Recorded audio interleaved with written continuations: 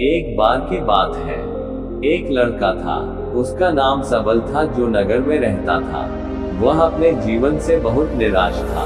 उनकी निराशा का कारण ये था कि वह अब तक अपने जीवन में कुछ नहीं कर रहा था। उसके माता पिता उसे ताने मारते थे कि आपके सभी मित्र कुछ न कुछ कर रहे हैं, लेकिन आप अभी भी घर बैठे हैं। दोस्तों के बीच भी अक्सर उनका मजाक उड़ाया जाता था। वह कहीं जाता तो लोग उससे पूछते कि आप क्या कर रहे हैं। उसे यह बताने में भी शर्म आ रही थी। वह कुछ नहीं कर रहा था। धीरे धीरे उसने रिश्तेदारों से मिलना जुलना कम कर दिया और लोगों से मिलना भी बंद कर दिया।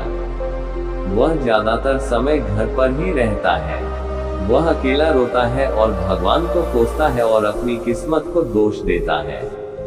अब उसे अपना जीवन बोझ लगने लगा था। कभी कभी वह सोचता कि कब वह कुछ करने के योग्य बनेगा, और फिर वह सोचता कि जिंदा रहने से अच्छा मर जाना है। एक दिन वह अपने नगर की एक गली से गुजर रहा था। तभी उसने देखा कि एक उपदेशक दुख और परेशानियों पर उपदेश दे रहा है। वह भी उसी भीड़ में सबसे पीछे बैठ गया और गुरु के प्रवचन सुनने लगा। उपदेशक कह रहा था, दुख एक शिक्षक की तरह है, जो हमें जीवन की सच्चाई दिखाता है और हमें जीने का सही तरीका सिखाता है। आप चाहें तो जिंदगी जीना भी सीख सकते हैं। गुरुजी उपदेश दे रहे थे कि तुम चाहो तो कुछ भी हासिल कर सकते हो, और अगर चाहो तो एक कोने में बैठकर रो सकते हो। इन सभी बातों को सबल ध्यान से सुन रहा था, लेकिन शिक्षक की यह बातें पसंद नहीं आई। उसने खड़े होकर कहा कि कुछ भी सिखाने से दुख दूर नहीं होता। इसमें केवल दर्द होता है। दुख की पीड़ा अनंत है। ऐसा लगता है कि इसके बाद कुछ होने वाला नहीं है। इससे कुछ भी फर्क नहीं पड़ता है। इसके सामने तो मौत भी छोटी लगती है। उपदेशक ने कहा, फिर तुम्हारा दुख क्या है? सबल ने उसके सामने अपनी सारी व्यथा सुनाई और पूछा, मेरे दुख का कोई उपाय है तुम्हारे पास? ये सुनकर शिक्षक मुस्कुराए और बोले, तुम उस दिन मेरे पास आओ जब आपके जीवन में वास्तविक दर्द हो। मैं आपकी समस्या का समाधान अवश्य करूंगा। ये कहकर गुरु वहां से चला गया। सबल ने सोचा, कहीं मेरा दुख नकली तो नहीं है? क्या मैं जिस दर्द से गुजर रहा हूँ वह नकली है? मेरा दुख कोई नहीं समझ सकता। जब माँ बाप नहीं समझते तो गुरु क्या समझेगा? उनके दुखों से व्यथित होकर सबल ने एक फैसला लिया कि अब वह कुछ करेगा। सबल ने एक छोटा व्यवसाय शुरू किया, पर उसे सफलता नहीं मिल रही थी। लेकिन उसके घर वाले पूछते हैं कि क्या वह कुछ कोशिश कर रहा है।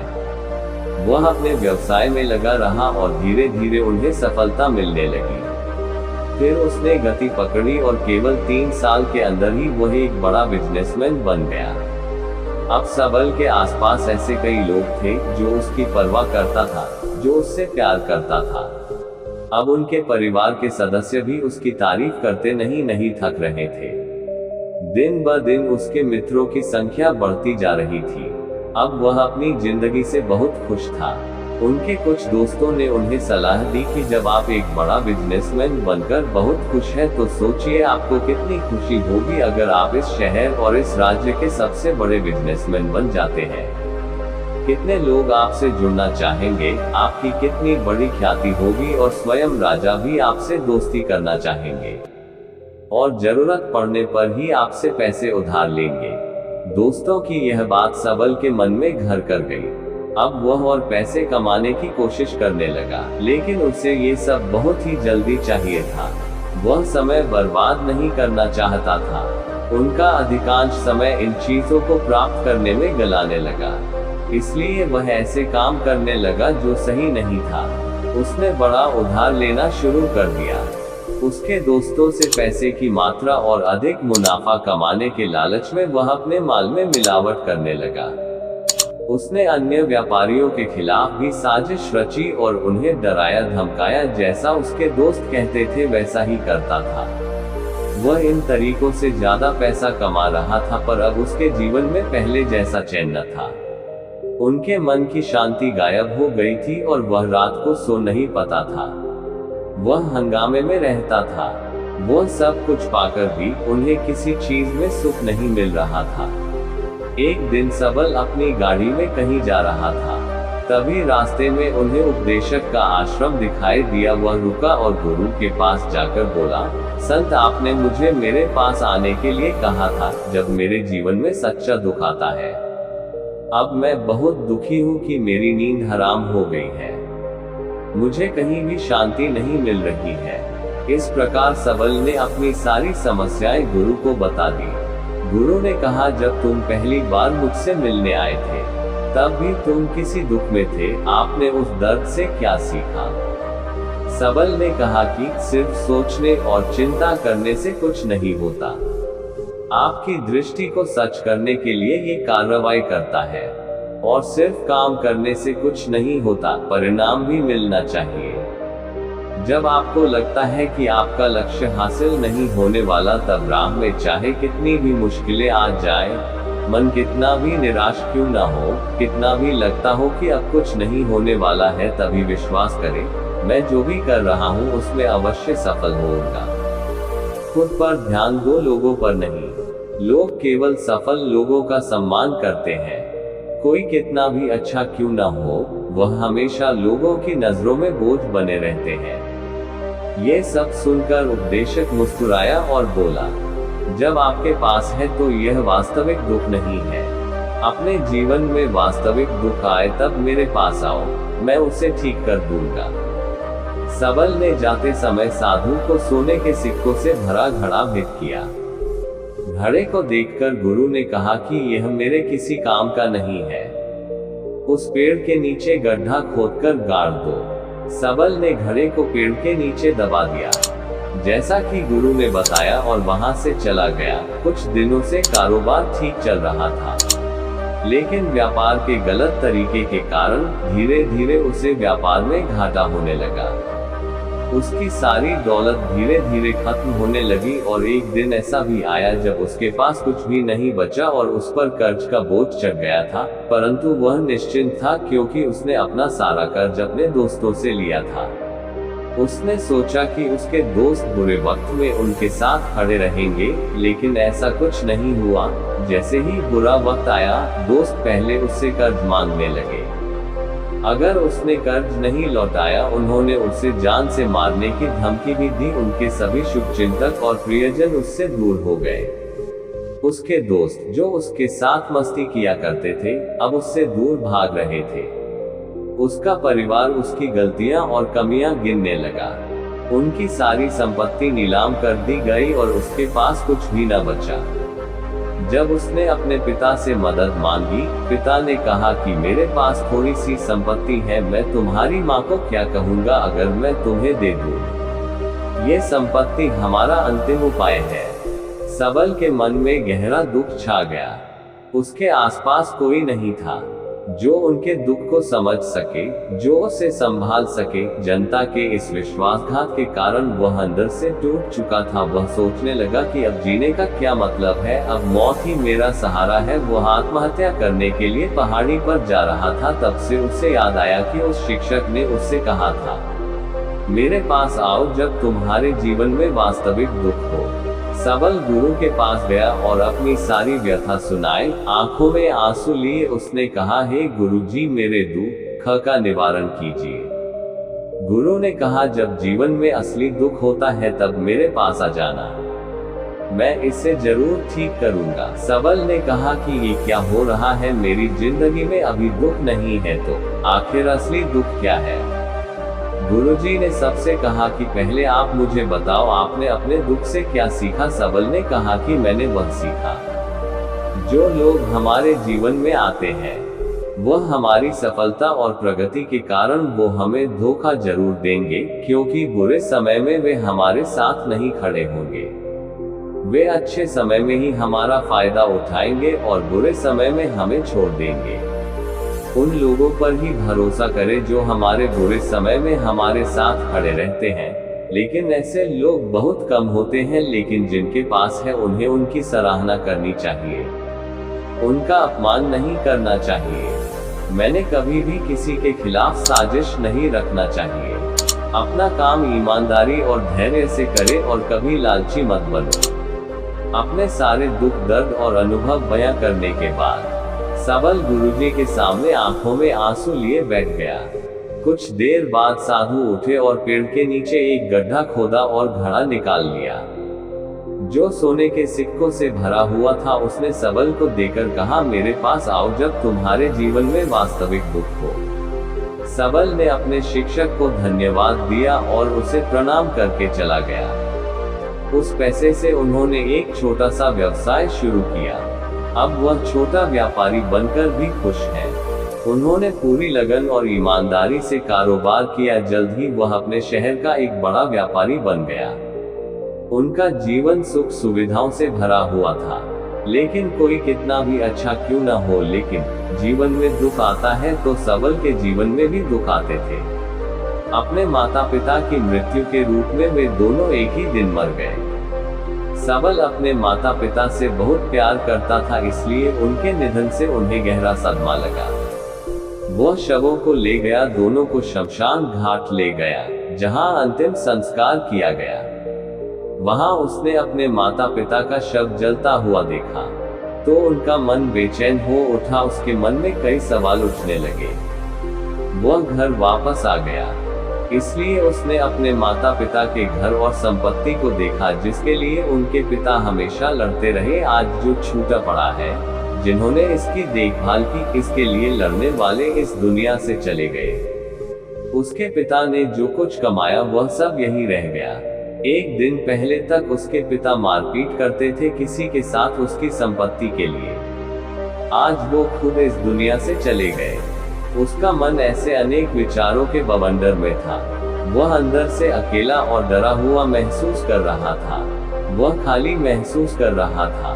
उसे लगा कि कुछ है, वह समझ नहीं सका। इसलिए वह गुरु के पास गया। उसे देखकर गुरु जी ने कहा, क्या जीवन में कोई दुख है? सबल ने कहा, वैसे तो जीवन में कोई दुख नहीं है, सब कुछ अच्छा चल रहा है, लेकिन आज मेरे माता पिता का देहांत हो गया है। मैं इस घटना से बेहद दुखी और परेशान हूँ। गुरु जी ने कहा, इसमें दुखी होने की क्या बात है? एक दिन सबके अपनों को मरना है। कोई न कभी जिया है और न कभी रहेगा। एक दिन तुझे भी मरना है। शायद तुम कल ही मर जाओगे, या आप आज भी मर सकते हो। एक दिन पहले तक उसके पिता मारपीट करते थे किसी के साथ उसकी संपत्ति के लिए। आज वो खुद इस दुनिया से चले गए। उसका मन ऐसे अनेक विचारों के बवंडर में था। वह अंदर से अकेला और डरा हुआ महसूस कर रहा था। वह खाली महसूस कर रहा था। उसे लगा कि कुछ है, वह समझ नहीं सका। सबल ने कहा, क्या कह रहे हो गुरुजी? मैं भी मर जाऊंगा, लेकिन मैं अभी जवान हूँ। गुरु ने कहा कि सब जी रहे हैं इस भ्रम में कि मृत्यु केवल दूसरों को आती है, बड़ों के पास ही आती है। लेकिन जवान और बूढ़े मर जाते हैं, बच्चे मर जाते हैं। मौत का उनसे कोई लेना देना नहीं है। ये सभी को प्रभावित करता है। मास्टर जी की ये बातें सबल के मन में घर कर गई और वह चुपचाप चला गया। लेकिन उसका मन अभी भी बेचैन था। वह खाली महसूस कर रहा था। वह सारा दिन अपने बारे में ही सोचता रहा कि वह कौन है, वह इस दुनिया में क्यों आया है, क्या जीवन का लक्ष्य केवल चीजों को खाना और मरना है? ऐसे कई सवाल उसके दिमाग में लगातार उठ रहे थे, लेकिन उन्हें अपने किसी भी सवाल का जवाब नहीं मिल रहा था और उसका दुख का दिन ब दिन बढ़ता ही जा रहा था। इसलिए कुछ दिन बाद वह फिर से गुरुजी के पास पहुंचा और बोला, हे स्वामी, मैं बहुत दुखी हूँ क्योंकि मैं ये नहीं जान पा रहा हूँ कि मैं कौन हूँ और मैं इस दुनिया में क्यों आया। ये सुनकर गुरुजी मुस्कुराए और बोले, आज आपके जीवन में पहली बार सच्चा दुख उत्पन्न हो गया है। ये वास्तव में दुख कहलाने के लायक है। हम नहीं जानते कि हम कौन हैं, हम क्यों आए हैं, क्या करें, कैसे करना है। सबल ने अपने गुरु से कहा कि उसकी दुर्दशा दूर करो। गुरु ने कहा कि हम सभी इंसान हैं, जीवन भर संग्रह करते रहते हैं। सबल ने कहा कि सभी इंसान जीवन भर धन, सम्मान, परिवार, प्रतिष्ठा, मित्र, शत्रु आदि जमा करता है। गुरु ने पूछा, क्या हम एकत्रित की गई चीजों में से कुछ भी अपने साथ ले जा सकते हैं? सबल ने कहा, कोई भी इंसान अपने साथ कुछ भी नहीं ले जा सकता, वह सिर्फ अकेला ही जाता है। मेरे माता पिता भी अपने साथ कुछ भी नहीं लेकर गए, सब कुछ धन संपत्ति वैभव सब कुछ यहाँ पर छोड़कर गए। शिक्षक ने कहा, अब मेरी बात ध्यान से सुनो, इस संसार में हमें जो संग्रह करना चाहिए वह हम नहीं करते। चीजें हमारे सामने होती हैं, लेकिन हम उन्हें देखने की कोशिश नहीं करते। हमें इस दुनिया में जो कुछ भी इकट्ठा करना है वह हम खुद हैं। हमें खुद को जुटाना होगा ताकि जब हम मरे तो हम एकजुट हो सके और खुद को पहचानने में सक्षम होने के लिए हम अंदर बंटे हुए हैं।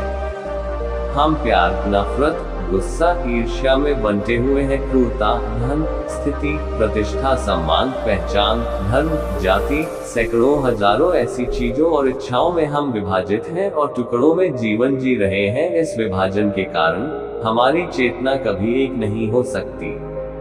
हमारी चेतना शक्ति बिखरी हुई है, इसलिए हमारे पास इतना समय नहीं है, इतनी ऊर्जा नहीं कि हम मुड़ सकते हैं और अपने भीतर देख सकते हैं। वास्तव में धन, सम्मान और सुविधाओं का अभाव, लोग इसे दुख समझते हैं और जीवन भर के लिए जो दुख कहकर रोते रहते हैं और समाधान खोजने का प्रयास करते रहते हैं, उन्हें अपना समाधान कभी नहीं मिलेगा, क्योंकि जिसे लोग दुख कहते हैं वह वास्तविक दुख नहीं है। ये सिर्फ एक आदमी की इच्छा है, उसकी इच्छा कभी पूरी नहीं होती, इसलिए व्यक्ति को कभी उनके प्रश्नों का समाधान नहीं मिलता।